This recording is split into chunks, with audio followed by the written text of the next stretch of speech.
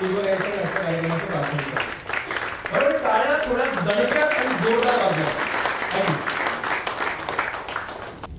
खूप खूप धन्यवाद दिनेश. नमस्कार. नमस्कार, मी अमित बागवे. आपल्या सगळ्यांचं आजचा कार्यक्रम अर्थसंकेत प्रस्तुत महाराष्ट्राच्या लोकप्रिय ब्रँड मध्ये स्वागत करत आहे. विश्ववंदनीय छत्रपती शिवाजी महाराज आणि विश्वरत्न डॉक्टर बाबासाहेब आंबेडकर यांच्या स्मृतींना मी वंदन करतो, कारण त्यांच्यामुळे आपल्याला स्वाभिमान शिकलो आपण त्याच्यापासून. त्याच्यामुळे त्यांची आठवण काढणं आवश्यकच आहे. जसं दिनेशने सुद्धा सुरुवात केली तसं सगळ्या ब्रँडचं पुन्हा एकदा नाव घेत आहे. विगो लॅबोरेटरी, पितांबरी प्रोडक्ट, MEPL, वास्तू रविराज, योजक, खोगो, अंग्रेजी ढाबा, देव मसाले, जनसेवा पतसंस्था, फिनशार, CSCS, ऍडमार्क, ISM, Hindustan cooperative credit society. कारण हे लोक सहभागी झाले म्हणून आपण हा कार्यक्रम करू शकलो. त्या व्यतिरिक्त तुम्ही बघतात की जे आपले प्रायोजक आहेत त्यांच्यामुळे सुद्धा कार्यक्रम होऊ शकला. त्यांची सुद्धा नावं घेतोय मी. वामन हरी पेठे ज्वेलर्स, चितळे डेअरी आहे, Business Icon, Samruddha Vyapar, Marathi Infoline, Travel Sanket, Arthsanket Global News, On TV Transit Media, Mangaon Nagarik Seva Foundation, Rohan Omkar The Success Talk Show. या सगळ्यांसाठी जरा एकदा जोरदार टाळ्या जाऊन द्या. महाराष्ट्राचा लोकप्रिय ब्रँड हा एक भव्य दिव्य कार्यक्रम आहे. 2017ला मी चालू केला होता. त्यावेळेला आपण बॉम्बे स्टॉक एक्सचेंज मध्ये हा कार्यक्रम करत होतो. कोरोना नंतर थोडा खंड पडला, त्याच्यानंतर ह्या वर्षी आपण पुन्हा एकदा तो चालू केलेला आहे. 2017 जशी छोटी सुरुवात होती तशी पुन्हा एकदा एक छोटी सुरुवात केलेली आहे. लवकरच मोठ्या प्रमाणात आपल्याला त्याला घेऊन जायचे. तर हा फक्त पुरस्कार सोहळा नाही. याच्यामध्ये काय होतं की ब्रँड सर्वे होतो, ब्रँडचं नाव लोकांपर्यंत पोहोचतं, जुन्या लोकांपर्यंत तुम्ही पोहोचता, परत नवीन लोकांपर्यंत अक्रॉस महाराष्ट्र तुम्हाला पोहोचायला मदत मिळते. तर महाब्रँडचा फायदा काय होतो की ब्रँडची राज्यस्तरीय ओळख महाराष्ट्रावर आपल्या ब्रँडची अधिकृत आणि प्रतिष्ठित ओळख निर्माण होते, विश्वासार्हता वाढते, लोकांना नाव माहिती असतं. म्हणजे ज्यावेळेला लोक समोरून तुम्हाला मतदान करतात त्यावेळेला त्याची विश्वासार्हता आणखी वाढते. मीडिया कव्हरेज आहे याच्याला.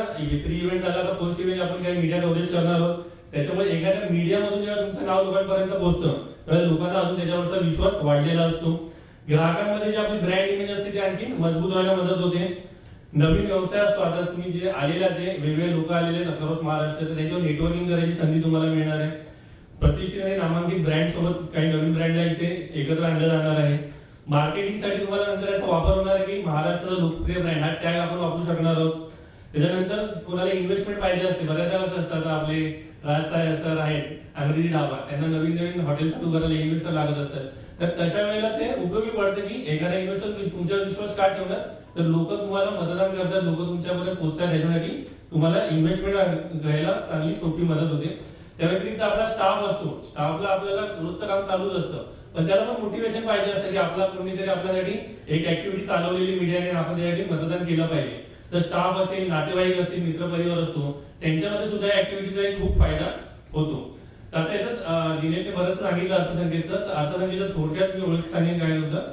अर्थसंकेत काय करतं, अप्रसिद्ध लोकांना प्रसिद्ध करतं, प्रसिद्ध लोकांना आणखी सुप्रसिद्ध करतं, आणि असे जे सुप्रसिद्ध लोक आज इकडे आलेले यांना सर्वसामान्यांपर्यंत आणायचं काम अर्थसंकेत करत असतं. जसं निदेश सांगितलं तसं अर्थसंकेत अजून काय करतं, अर्थसंकेत बेंचमार्क सेट करतं. म्हणजे बॉम्बे स्टॉक एक्सचेंज 2016च्या वेळेला मराठी उद्योजकांचे कार्यक्रम बॉम्बे स्टॉक एक्सचेंज मध्ये होत नव्हते.